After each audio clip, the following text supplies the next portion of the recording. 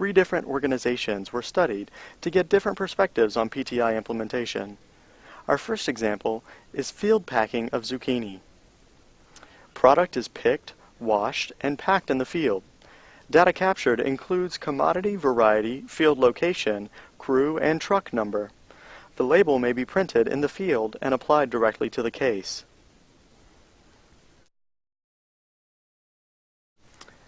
This is an example of a mobile handheld computer, a mobile printer, and the label that is applied to the case.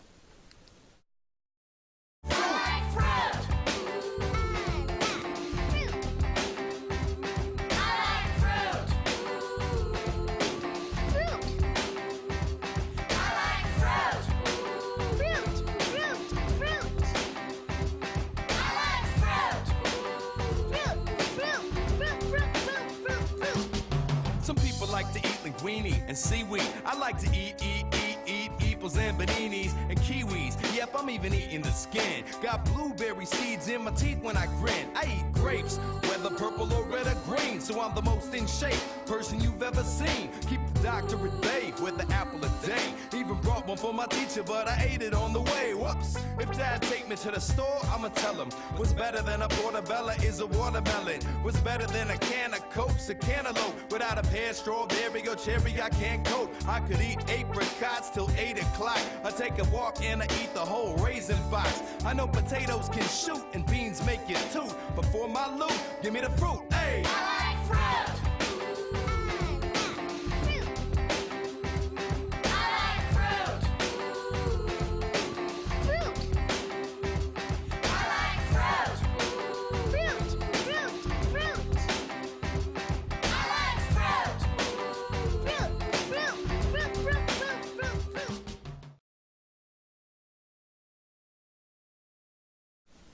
Now for the shed packing example.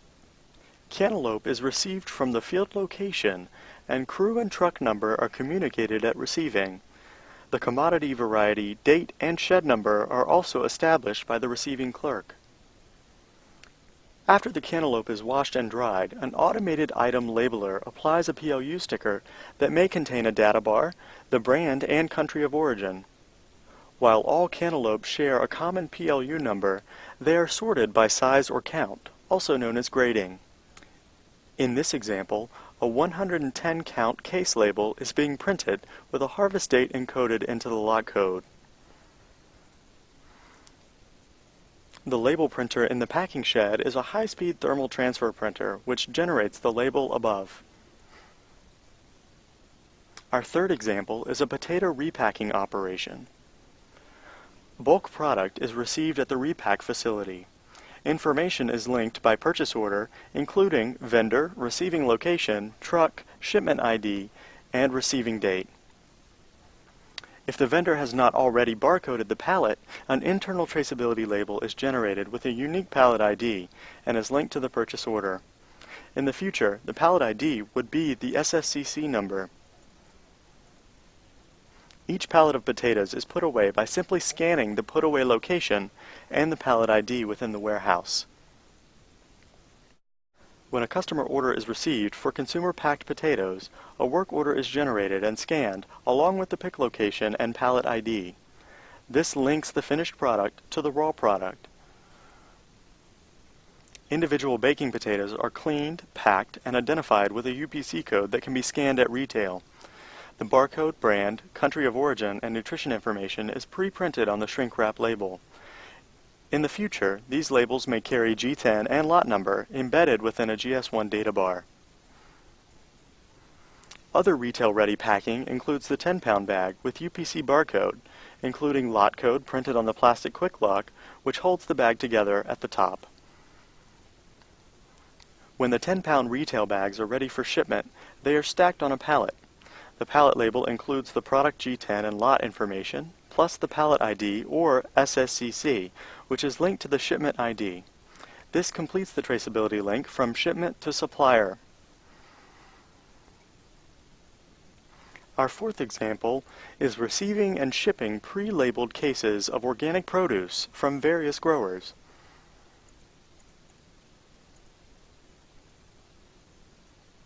Eastern Carolina Organics receives pre-packed organic produce with labels identifying the farm of origin, organic certifier, lot number, and product information. The G10 is not used because the traceability requirements for organic produce were established prior to the Produce Traceability Initiative. Product is put away in the warehouse as it is received. Outbound shipping does not require a work order, only a sales order. Barcodes, if incorporated, can be scanned on outbound to link the lot code to the shipment.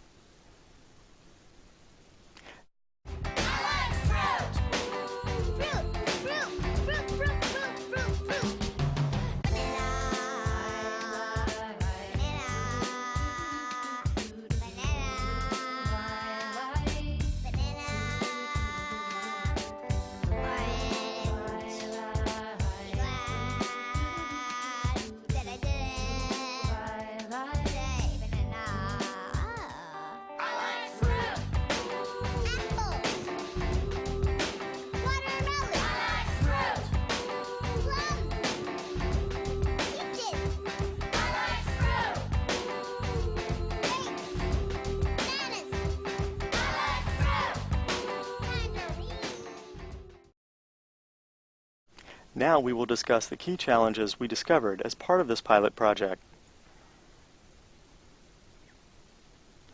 PTI currently does not link the item-level data bar to the case for traceability.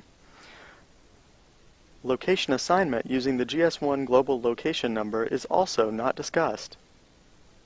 There are no event specifications for move-in and move-out to enable the supply chain to store information in a uniform way that can be used in an industry-wide traceback. The National Organic Program is not well integrated into the Produce Traceability Initiative. There are no label, material, print quality specifications, or independent testing facilities.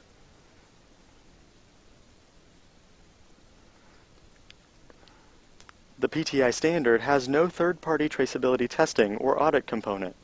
Data sharing and privacy are not uniformly addressed. There is not a simple, low-cost way for small growers to participate by purchasing G10s without a prefix. Beyond external traceability challenges, internal challenges also exist. Internal systems generally do not support G10 and lot. Upgrades are expensive, and until all inbound cases and pallets conform to PTI, warehouse systems will need to handle labeled and non-labeled product. The PTI is an ambitious program. It seeks to electronically track over 6 billion cases of fresh produce annually in the United States. Given that the average cost of a case of produce is $5.53, with shipments of 38,000 cases per year per farm, we estimate a basic PTI implementation will cost almost $2,000 to set up, and around 5 cents per label for materials and GS1 fees. This amounts to about 1% of the total case cost. Annually, the cost in materials and fees for PTI implementation is estimated to be in excess of $332 million nationwide.